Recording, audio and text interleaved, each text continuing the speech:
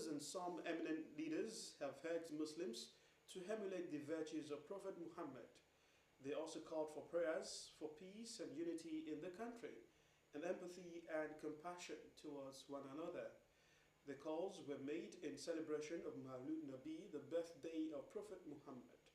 Tinubu, in his message of goodwill and congratulations to Muslims, as contained in a statement signed by Special Advisor on Information and Strategy, Mr. Bayo Onanuga, urged Muslims to reflect on the life lived by Prophet Muhammad, exemplified by purity, selflessness, perseverance, kindness, and compassion. He urged Muslims to use the period for deep reflection and remembrance of the exemplary conduct and noble teachings of the Prophet, and also pray for the country. The Senate President, Godswill Akpabio, governors, and other eminent leaders charged Muslim faithful in the country and in the diaspora to be inspired by Prophet Muhammad's virtues of harmony, love, and sacrifice to humanity as they celebrate his birthday. They called for prayers for Nigeria and its political, religious, and traditional leaders. The Governor of Ondo State, Lucky Aiyedatiwa, has extended warm greetings to the Muslim community as they celebrate the Eid al-Mawlud, commemorating the birth of the Holy Prophet Muhammad, peace be upon him. In this message, Governor Aiyedatiwa emphasized the significance of the special day as a time for reflection on the virtues of tolerance, sacrifice, and peaceful coexistence exemplified by the Prophet Muhammad. He urged the Muslim faithful to utilize the celebration to pray for sustained peace, unity, and collective progress in the state. The governor also encouraged residents to support ongoing federal reforms aimed at enhancing the nation's economy. Reiterating his administration's commitment, Governor Aiyedatiwa assured the people of Ondo State that his government will continue to implement policies and programs designed to positively impact their lives. Muslim leaders in Ondo State have called on the faithful to deepen their commitment to the teachings of Prophet Muhammad. They emphasize that embodying the Prophet's principles of compassion, honesty, and justice not only strengthens individual faith, but also promotes greater unity and understanding within society. There's more in this report.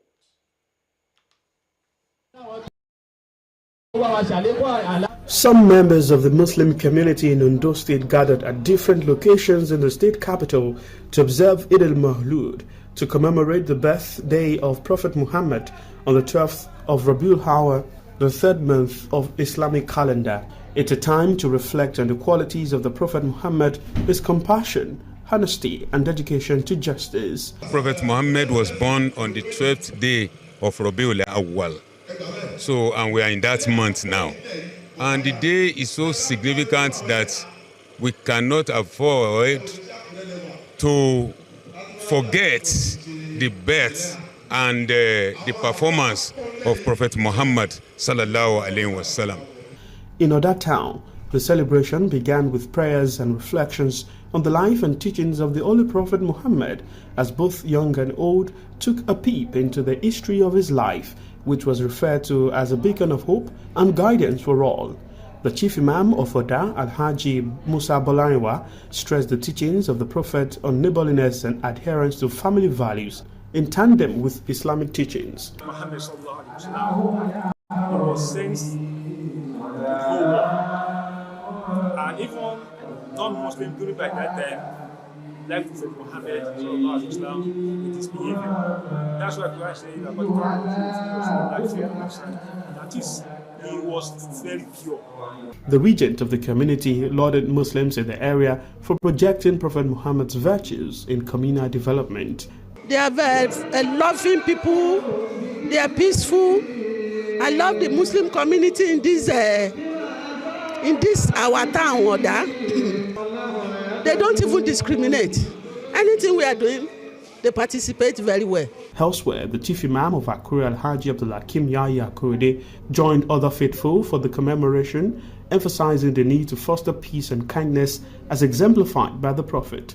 The mission of that prophet is very, very important. What did he come to do? He came to preach love, to preach.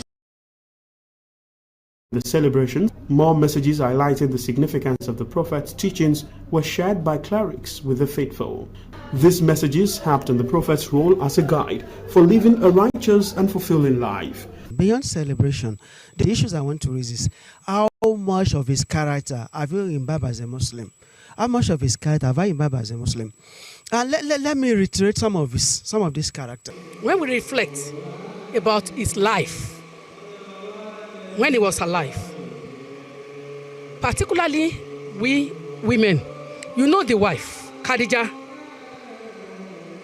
saw some values in him that differentiated him from others, like honesty, transparency, patience, resilience, and all that. And we should make sure we should take the roles and the way the Prophet Muhammad sallallahu alaihi wasallam behave in the society, behave with the people within Nigeria. The festivities and reflections are expected to leave a lasting impact, encouraging the faithful to embrace the teachings of the Prophet Muhammad in their daily lives. Sahid Aribisala, Osrc News.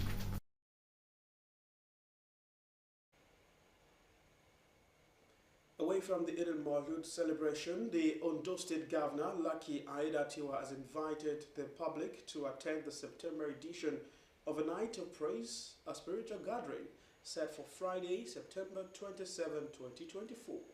The event will take place at the Akura City Hall, commencing at 10 p.m.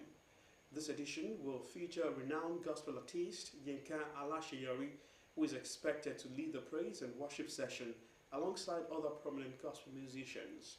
Governor Aiyedatiwa emphasized the importance of such gatherings in fostering community spirit and spiritual upliftment among residents. The event aims to bring together individuals from various backgrounds to celebrate faith and unity through music and worship. The Ondo State government has expressed shock over the withholding of results for some students who participated in the 2024 West Africa Secondary School examination in the state by the West African Examination Council, WAEC. Reports indicate that the results of public secondary school students who sat for the examination are still being withheld by WAEC, even after the state government had paid all the necessary registration fees. Reacting to the reports, Ondo State Commissioner for Education, Science and Technology, Mr. Laolu Akindolie, expressed shock over the development and stated that WAEC has not given the state government any reason for withholding the results. Akindolie affirmed that the state government had paid all the necessary registration fees and wondered why WAEC is still withholding the results, especially during this period when admission into tertiary institutions is ongoing across the country. The commissioner said the withholding of the results by WAEC was capable of jeopardizing the hopes of affected students in securing admission into tertiary institutions and called on the examination body to release the results promptly. Mr. Akindolie declared that the state government still maintains its zero-tolerance posture towards examination malpractices and urged WAEC to carry out the necessary verifications to ensure that the affected students were not being unjustly punished. While sympathizing with the affected students and their parents, the commissioner assured that WAEC, as a reputable examination body, does not take pleasure in punishing students without justification and that the withheld results will be released appropriately. We're due for a break on the news at 7. We'll be back with more stories. Stay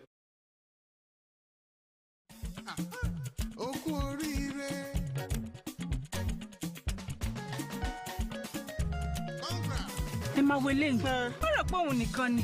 ká sọ tòótọ́ mo ti dára ní ìlọ́po 10 irú obìnrin tí mo jẹ́ tẹ́lẹ̀. bẹ̀rẹ̀kẹ̀tẹ̀ ní ìlọ́po 10. jẹ ìgbádùn ìlọ́po 10 dátà àti dátà ìlọ́po 2 ọ̀pọ̀lọpọ̀ ohun ìpè Instagram, TikTok, streaming olóhùn àti tàwòrán, ìpè Zoom àti bẹ́ẹ̀ bẹ́ẹ̀ lọ. ó ní láti jẹ́ pé ó lálàá ni. kò tán síbẹ̀ o mo tún jẹ ẹgbẹ̀rún kan náírà ẹ̀bùn ìkíni káàbọ̀ fún ìlò ìpè àti dátà. gbogbo eléyìí fún bẹ̀rẹ̀kẹ̀tẹ̀ ìlọ́po 10.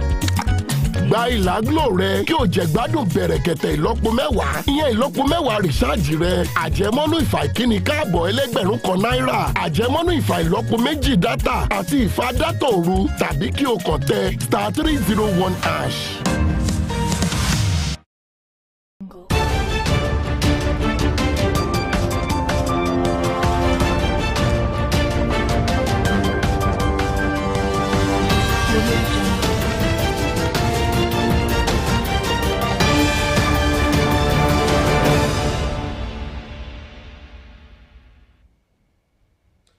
You're still watching Osrc News at 7. Thanks for joining us on the news. You can watch us live on our website www.osrc.ng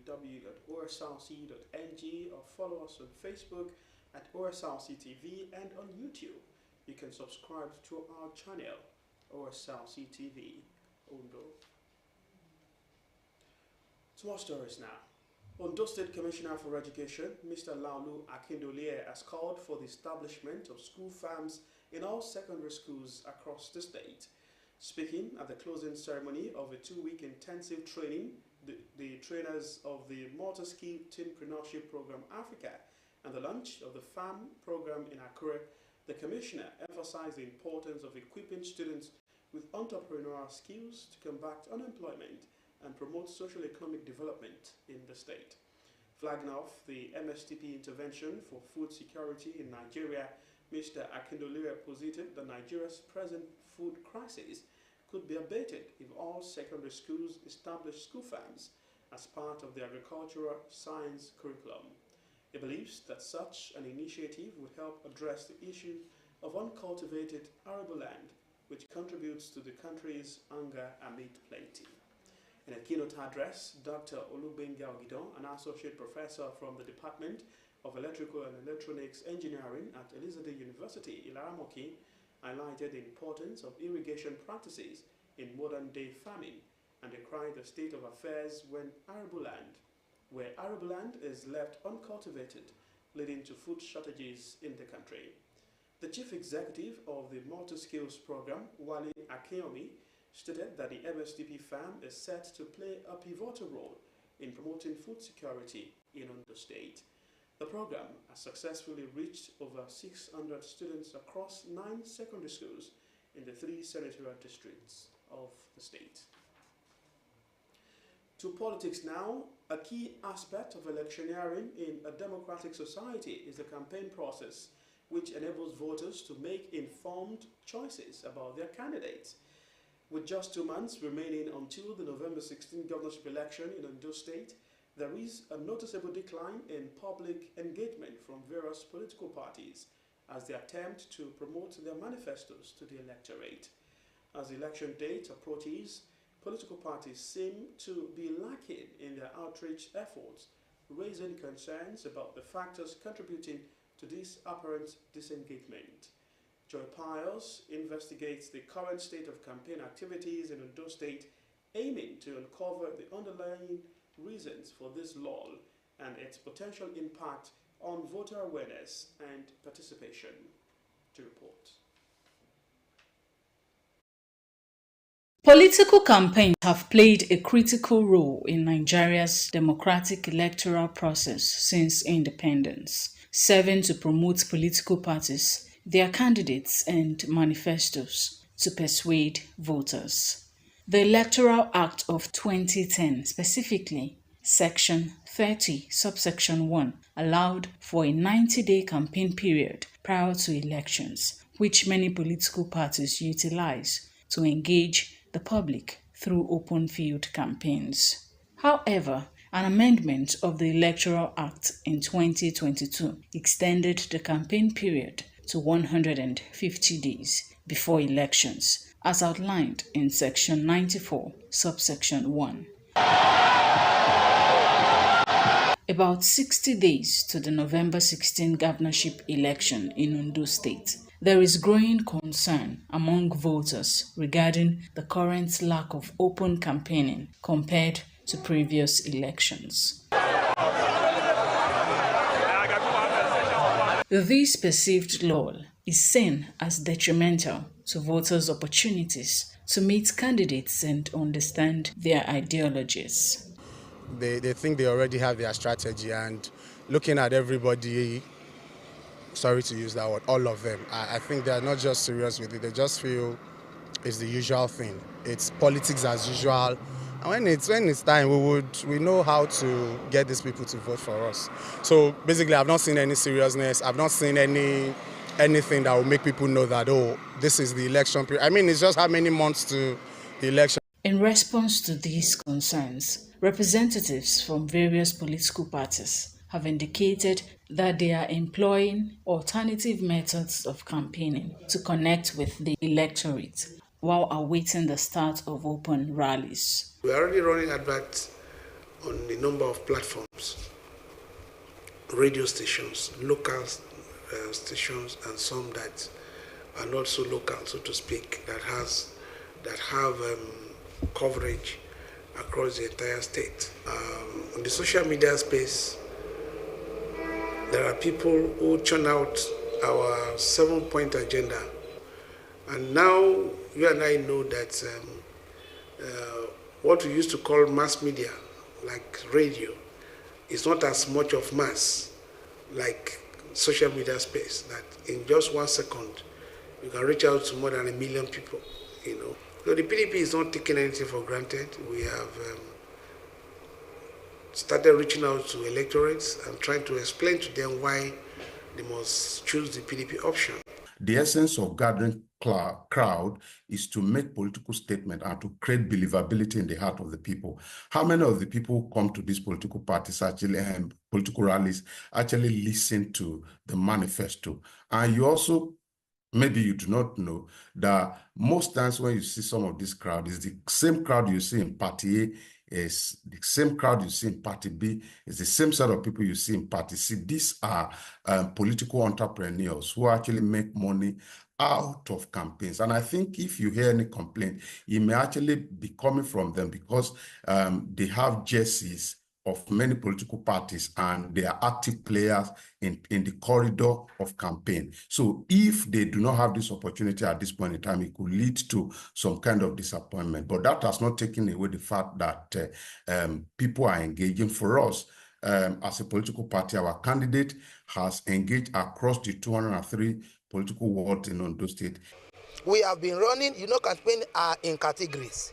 We have out-to-door house campaign, we have mouth-to-mouth campaign, we have open campaign, we have publicity campaign, and all the rest like that. So now the one we are doing now are, one, let me just say, house-to-house campaign, mouth-to-mouth campaign. When it is time for the open campaign, you will certainly come up. Additionally, economic challenges facing the country are believed to contribute significantly to the subdued political atmosphere. Usually to gather crowd is extremely very expensive. I just came out of a meeting where we call all our coordinators from the 203 wards of Ondo State to Akure. That's quite expensive. So when you look at the expensive nature of the political process and the reality of the economic situation, you will agree with me that everyone is looking for a better alternative of engaging the people. So it's far from the fact that maybe political stakeholders, maybe they do not respect the people of Ondo State. It's just the current economic reality, I think, that has forced people to take to other routes. If we want to serve the masses, we cannot go and rob to ensure we canvass votes. You understand? So we rather live within our means, within our resources, tell the people this is what we are up for. We are genuine. Band sets, going around town, campaigning with a lot of fanfare, like it used to be. There used to be this, they will mount megaphones maybe on some buses, some 10, 15, 20 buses will move through the town, announcing PDP or this or that. That has already been greatly reduced by the reality on ground. Reality to the fact that right now, a liter of petrol is selling for 1,150 or 1,200. And if you have to fuel 10 cars on 50 liters per day, just take your calculator and punch what that amounts to. While some parties are making efforts to engage grassroots electorates, public expectations remain high for opportunities to interact with candidates and evaluate their proposed programs, enabling informed voting decisions. Joy Pius, OSRC News.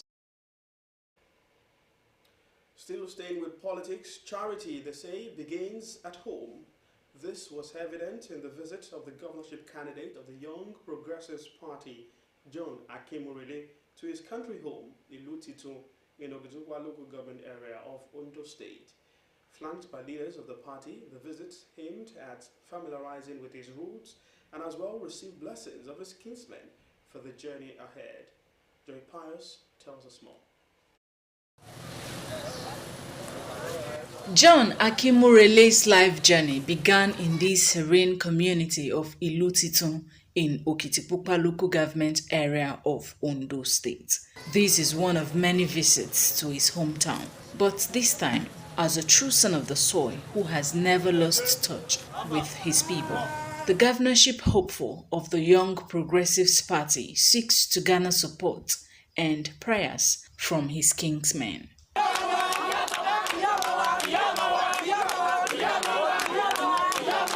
The first stop was his family house, where the family head, Aaron Ojakpinwa, offered prayers for the YPP flag bearer and his team.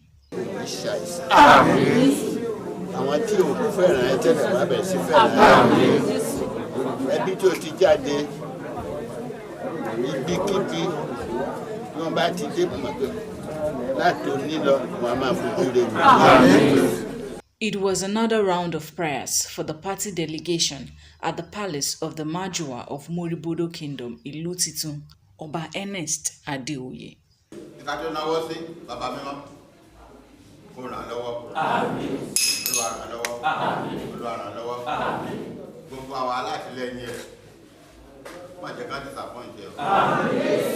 The trio was also at the palace of the Onuju of Ijuodo, Oba Festus Olumoyegun, who eulogized the personality of the YPP flag bearer and prayed for divine guidance. For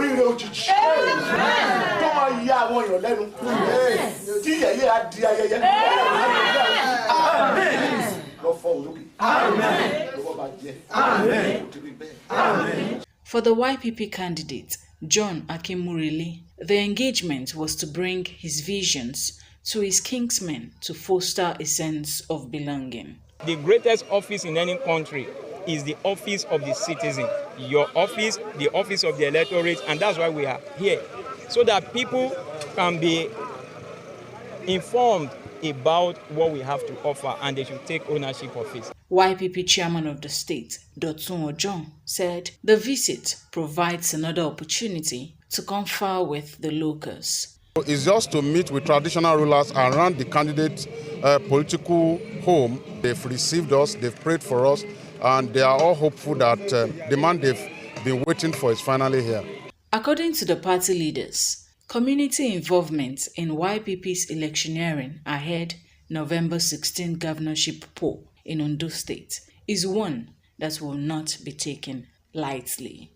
Joy Pius, OSRC News. Away from politics, police authorities in Ondo State have brought a middle-aged man, Oyeni Aro, before a chief magistrate's court in Odo-Dore for allegedly forcefully invading and damaging farmlands. Aro faces 5 charges, including conspiracy, stealing and illegal land grabbing from the Akimade and Akinwalere families, pleaded not guilty to all allegations. During the proceedings, police prosecutor Omoni Lebile informed the court that Aro had forcibly entered the farmland belonging to the complainants. He stated that he would call 5 witnesses to substantiate the charges against Aro and requested an adjournment to review the case file. Aro's counsel, Samuel Omomowo, sought bail for his client on liberal terms, arguing that the charges were bailable and assured the court. However, the prosecutor opposed the bail application, citing Aro's previous failure to appear before police invitations. The council, representing the affected families, argued that Aro posed a flight risk due to his lack of a known residence, complicating attempts to serve him legal documents, emphasizing that Aro's actions could incite communal conflicts between Akure and Idori. Ultimately, the court granted Aro bail of 2 million naira with 2 sureties of similar amount.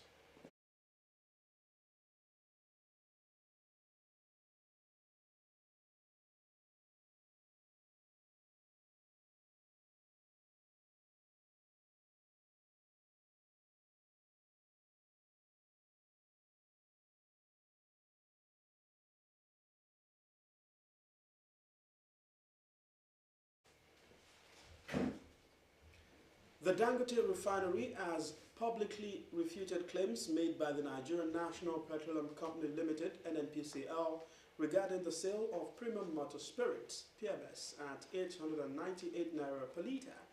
In a statement, the Group Chief Branding and Communications Officer at Dangote Refinery, Anthony Chejina, described the assertion as misleading and mischievous, aimed at undermining the refinery's recent achievements in addressing Nigeria's energy challenges. Chejina urged Nigerians to disregard the NNPCL statement and await an official announcement on pricing from the Technical Subcommittee on Naira-based crude sales to local refineries, set to commence on October the 1st, 2024. He emphasized that the current stock of crude oil was procured in dollars, allowing for significant savings compared to existing import prices. The statement follows NNPCL's confirmation that it began loading petrol from the Dangote refinery on the same day, marking a significant step in the collaboration between the two entities. Chejina assured Nigerians of the availability of quality petroleum products, aiming to eliminate fuel scarcity across the country. Meanwhile, the Independent Petroleum Marketers Association of Nigeria, IPMAN, says it doesn't make sense for the Nigerian National Petroleum Company Limited (NNPCL) to sell petrol lifted from the Dangote refinery higher than imported ones. IPMAN National Welfare Officer John Kekeocha said if NNPC can sell Dangote products higher than the imported products, then it doesn't make sense. The NNPCL began loading the first batch of petrol from the Dangote refinery on Sunday, saying it got petrol at 898 naira per litre from the private refinery. However, Dangote refinery has denied selling petrol to the NNPCL at 898 naira. And outside Nigeria now, in an Arab American community that once supported Democrats, many